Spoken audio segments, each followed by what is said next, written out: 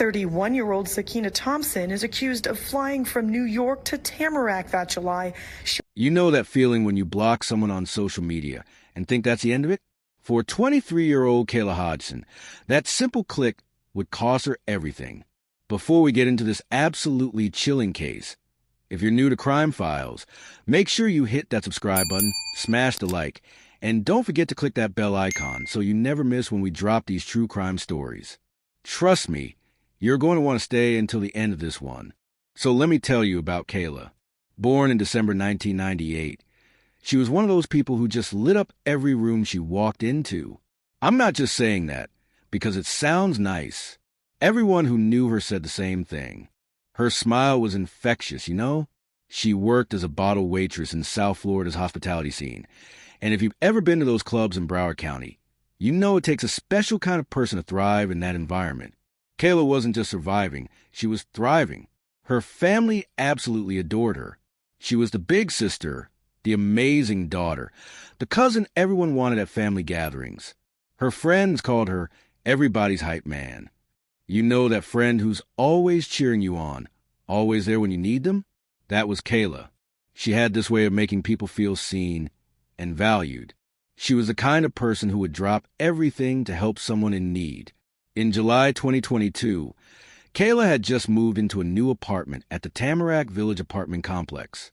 Fresh start, new place. Life was moving forward.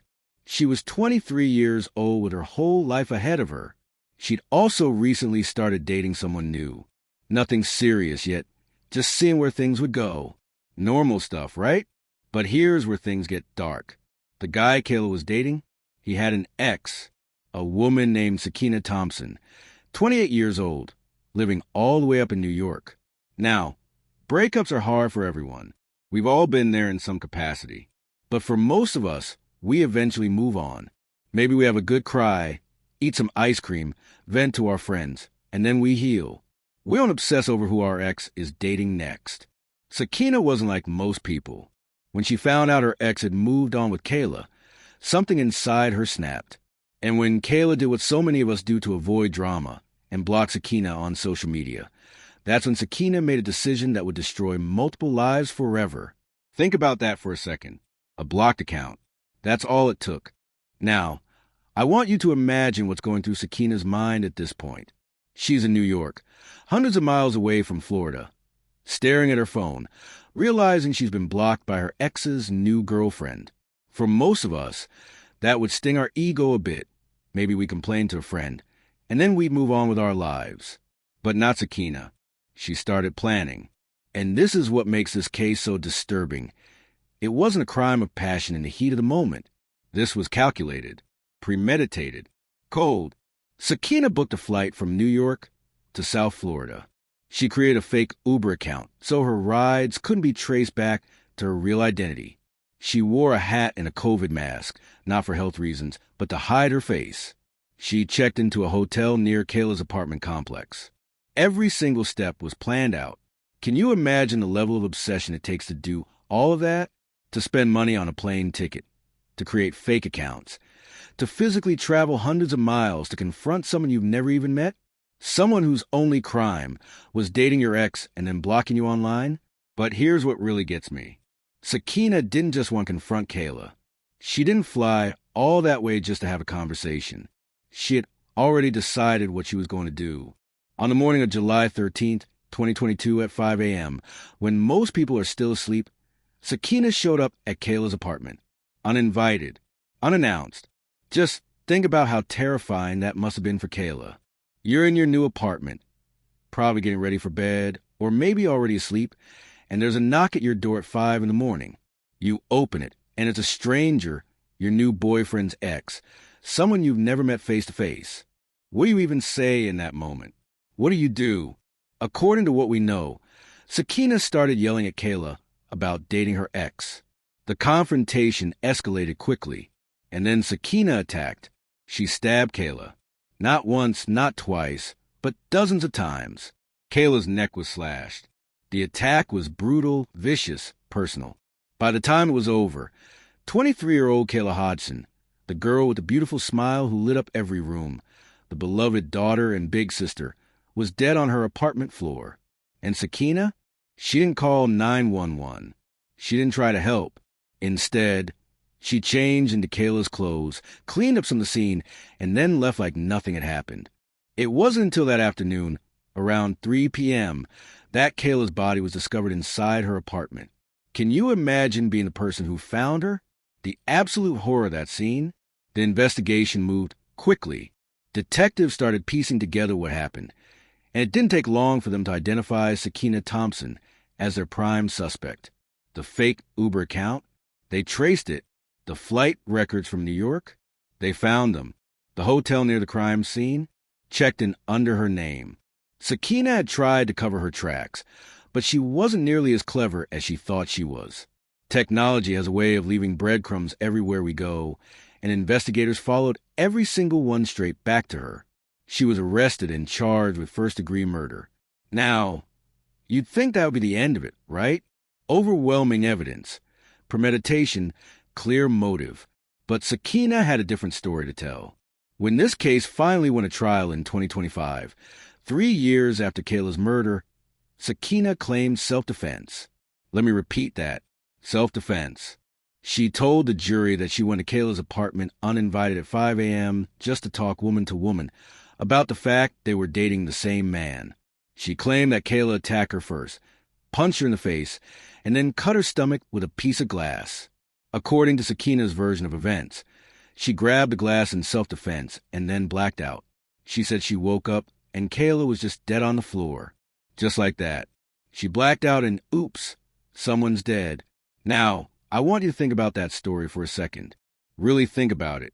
You fly hundreds of miles to confront someone at 5 in the morning wearing a disguise, using a fake rideshare account.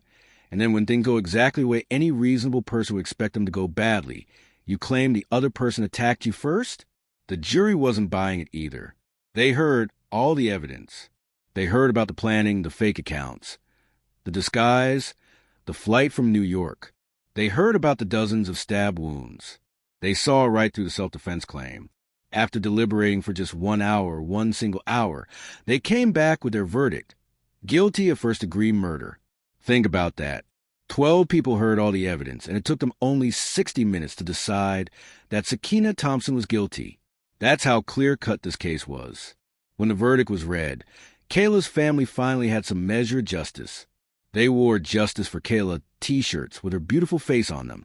Her mother, Kayla Hodgson, stood in that courtroom with tears in her eyes. On December 1st, 2025, Sakina Thompson was sentenced to life in prison without the possibility of parole.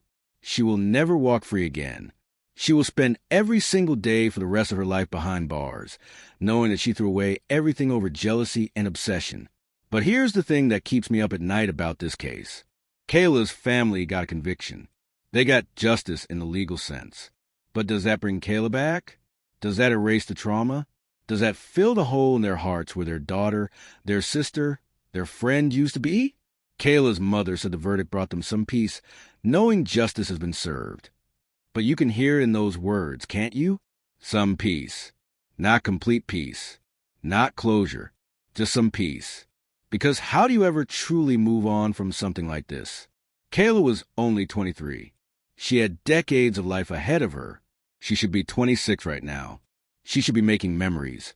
Maybe getting married someday, having kids, building her career, going on vacations, laughing with friends. All of that was stolen from her in the most violent way possible. And for what? Because someone couldn't handle a breakup? Because someone couldn't accept that their ex had moved on? Because someone felt disrespected by being blocked on social media? Let that sink in. A life was taken over a blocked social media account.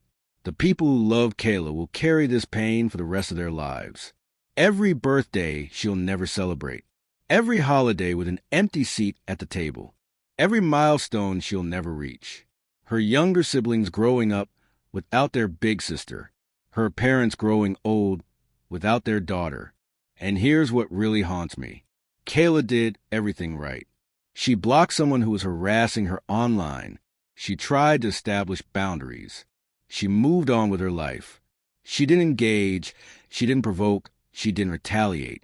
She just blocked and moved on. Exactly what everyone tells you to do when dealing with online harassment or drama. But it didn't matter. Because Sakina Thompson decided that rejection wasn't acceptable. She decided that being blocked was a crime worthy of murder.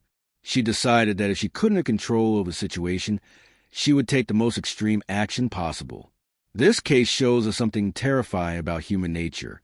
It shows us what happens when obsession overrides reason, when jealousy becomes all-consuming, when someone decides that their feelings, their pain, their ego is more important than another person's right to simply exist.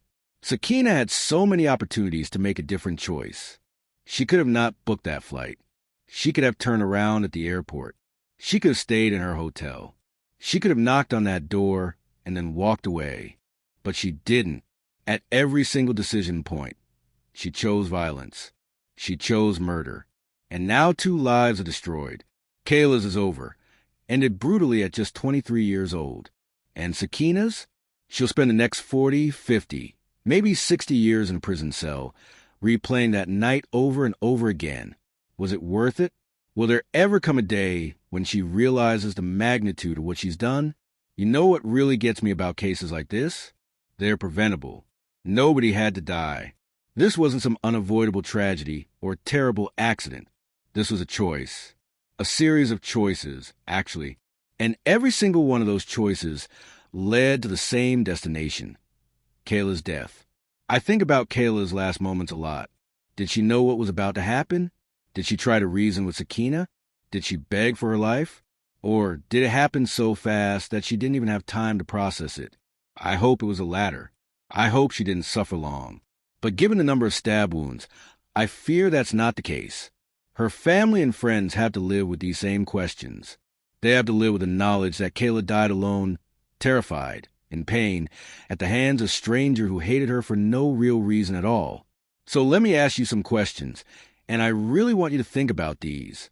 How does someone's mind get to the point where murder seems like a reasonable response to rejection? What happens in a person's psychology that jealousy can override every other human instinct for empathy, for reason, for basic decency? And here's the bigger question. How many other Sakinas are out there right now? How many people are obsessing over an ex, stalking someone on social media, planning revenge for perceived slights? How many future victims are going about their daily lives right now, completely unaware that someone has marked them for violence? This case isn't just about Kayla and Sakina. It's about a culture that sometimes normalizes obsession and calls it love. It's about the dark side of social media that lets us monitor people's lives in ways that weren't possible before. It's about how easy it is to hide behind screens and let our worst impulses fester. What can we learn from Kayla's story? How do we prevent the next tragedy? If this case affected you, if Kayla's story moved you, do me a favor. Hit that like button. Subscribe to Crime Files if you haven't already. Share this video so more people hear Kayla's name and remember her story. And most importantly, if you or someone you know is dealing with someone who won't let go, who's obsessive, who's making threats, take it seriously. Don't wait. Don't hope it'll just go away. Because for Kayla Hodgson, it didn't go away. And now she's gone forever. Rest in peace, Kayla.